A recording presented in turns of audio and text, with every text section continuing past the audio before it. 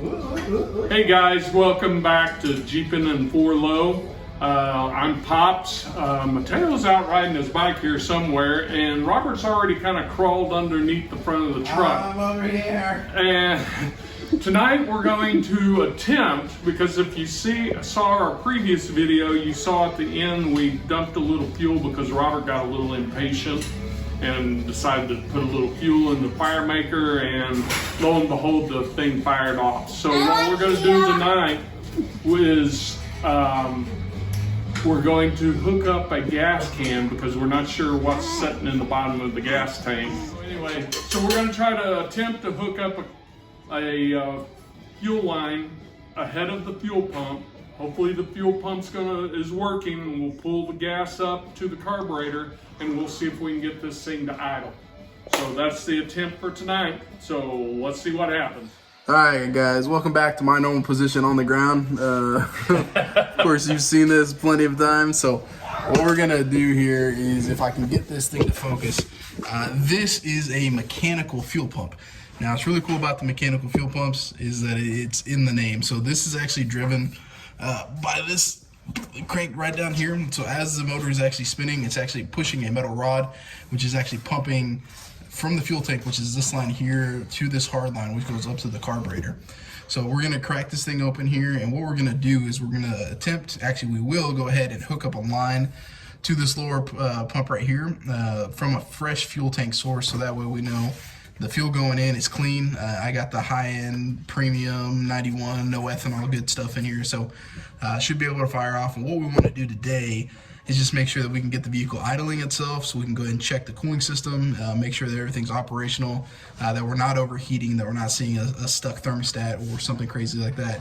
Stuck valves. Or stuck valves, yeah, anything that can make some noise that's not going to be too happy. But last night, when we fired it up, it sounded really good. I didn't hear anything. I didn't hear what we call like galloping, which basically means that there's one cylinder that's a little less compression than the others. So I'm really hoping we should be good with this. So we're gonna go ahead and start cranking this thing up. All right, guys, so we're gonna go ahead and take this off right here.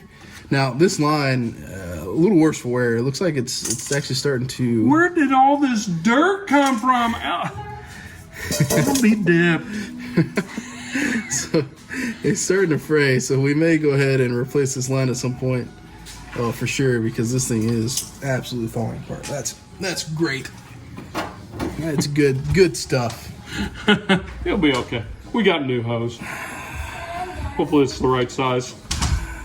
So it's only a little section of fuel, so right.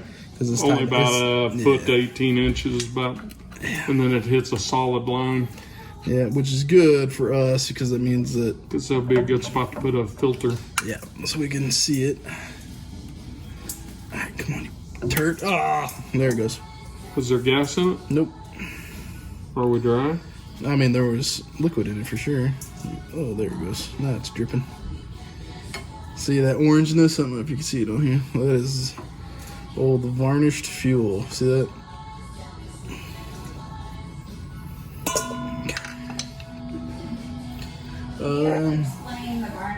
Yeah, so what varnish means is over time, fuel in itself starts to disintegrate. So all the conditioners and everything that they put in this newer age fuel really just breaks down. So on these older vehicles, that's why they always recommend running fuel that's no ethanol, things that are cleaner, because back when these vehicles were made, they weren't really running that kind of stuff. Now the newer vehicles, you can run it. The compression ratio is different, and it's designed to run that kind of fuel. But we don't want to run that kind of fuel on these older vehicles. Ethanol still will gum up the engines. Yep, still does, and that's why all of my vehicles, even my Jeep, I run no ethanol.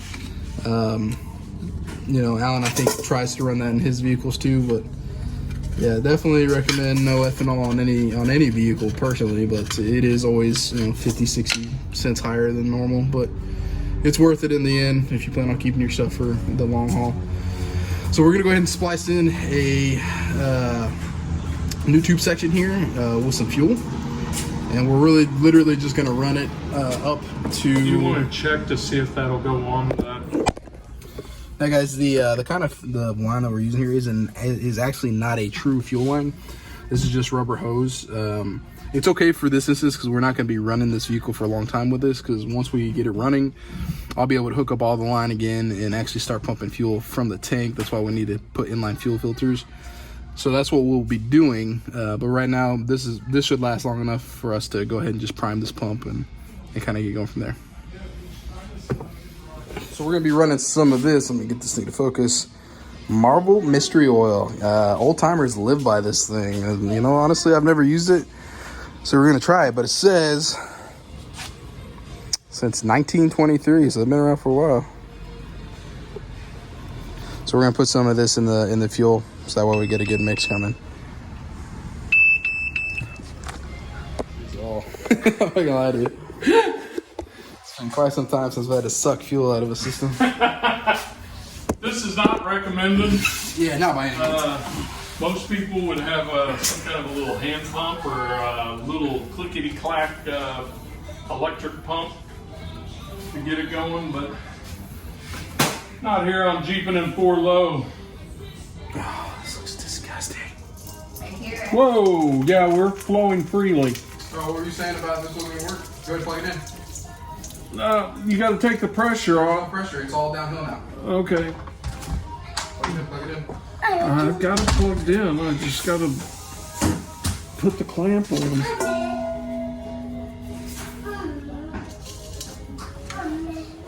So what we're doing now, now that we got that line pump, and part of the thing that you didn't see me do, if you ever have to do this, there's two ways that you can do it. One is literally by just trying to suck out the fuel, and sometimes that'll work, but I kept getting just mouthful of varnish from the old one here. The other way you can do it is if you put the line that you're trying to fill from your gas tank, if you put it in there with something pressurized, so like I used our pressurized hose over here, basically created a seal, pumped it a couple times, and it started spitting the fuel through the line because that's the only way that it could have escaped. So that's how we're able to get the fuel down there. Wish I would have thought about it earlier so I wouldn't have gotten so much stuff in my mouth, but you know what? It's a live and you learn kind of thing, you know?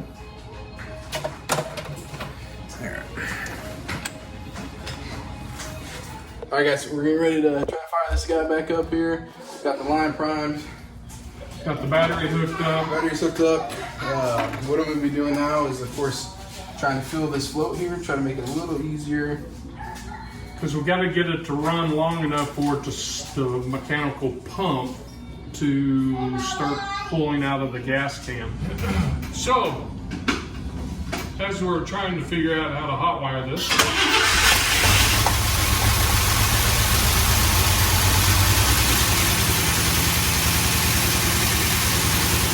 Hey, she's a runner, guys.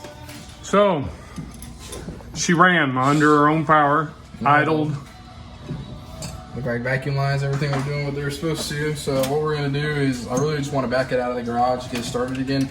Now the reason it's smoking so much, is we put probably maybe a gallon of fuel in this fuel tank with the equivalent of like a 1-to-1 ratio for that Marvelous Mystery Oil. So we're just letting it get in those rings and try to beat up some of that carbon. It's where a lot, or not most, of that smoke is actually coming from. When we started the other day and let it run, no smoke came out. So deduction, that's letting us know it's more unlikely that. But we're gonna pull it out, just let it idle a little bit longer and try to get the the juices flowing in this guy again, and just see if it'll start. He's excited, folks. He's trying to hold back, but he's like jumping up and down inside. Just I'm like giddy schoolgirl. oh, look at that! Fired right up.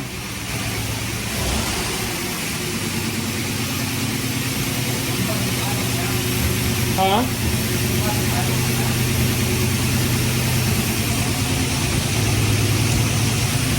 Okay, let's see if we got gears. Whoop!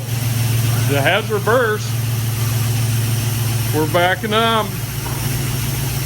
Do we have brakes?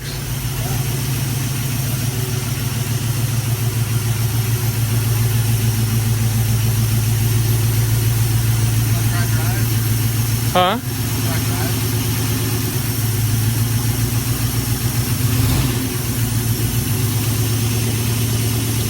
Yeah, it's not smoking near as much.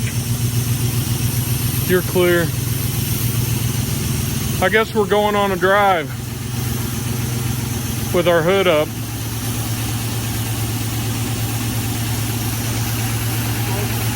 Huh? Close the lid.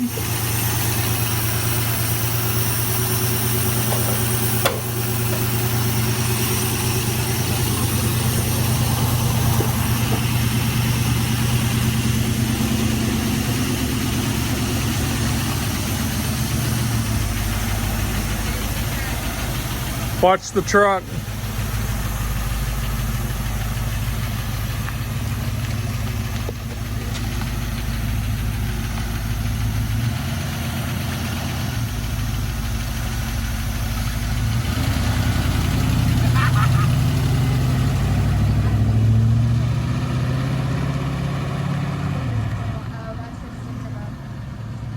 We only have one tail light, brake light.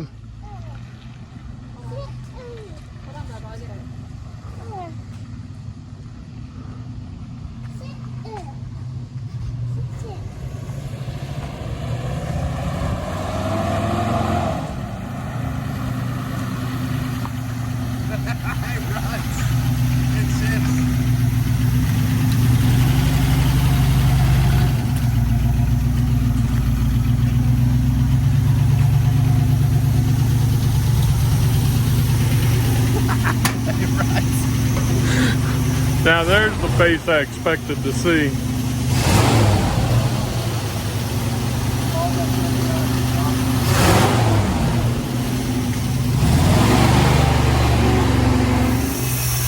How cool is that, guys? This thing is 1978. We're talking 45 years this thing is old. Okay, well, do you want to close this out?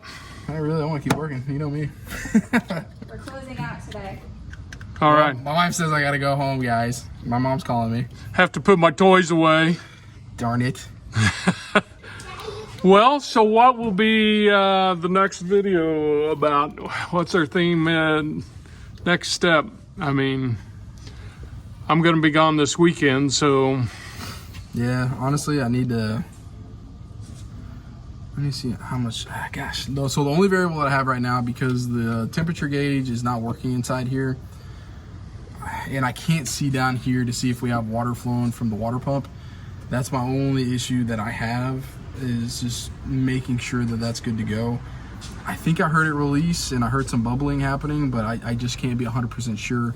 This has definitely gotten a lot warmer, so I mean that's reassuring. But what I need to do is basically next time that we get this thing running, I have to put that Marvelous Mystery Oil in the actual crankcase of this and let it run. And what it's going to do is basically just break down all the buildup, all the sludge, everything that's inside of there. Similar to Seafoam, it does the exact same thing. But really just get it down there, let it get nice and warm, let it run through everything. And then we'll probably, while we're doing that, try to run fuel that's clean, so nothing, no additives, anything in there. And then at the same time, we're going to go ahead and put some Berryman down the throat? Down the yap here. Oh, man. So that You got to wait until I get back for that. So that way it works. Let's see, Pops is leaving me for some reason this weekend. Something about taking care of his other daughter. Moving into their new house, so. Whack. So, all right. Well, guys, milkshake. this has been an exciting video. Anyway, so we'll wrap this up for tonight. That's Robert. I'm Pops. Chris Tater. And Mateo is right there. Say bye, Mateo. Bye. All right. Well, this was Jeep and 4 Low. Hopefully you've enjoyed the thing. We try to make it where it's interesting. But you know, we're just two guys trying to figure all this out. So comment if you have any comments, something you saw or heard, let us know. We're not experts by any means, so let us know. If you like, please subscribe, share it so others can see it. You know, we'd love to get the subscribers up. You know, that just helps with this channel. So good night, and we'll see you on the next video.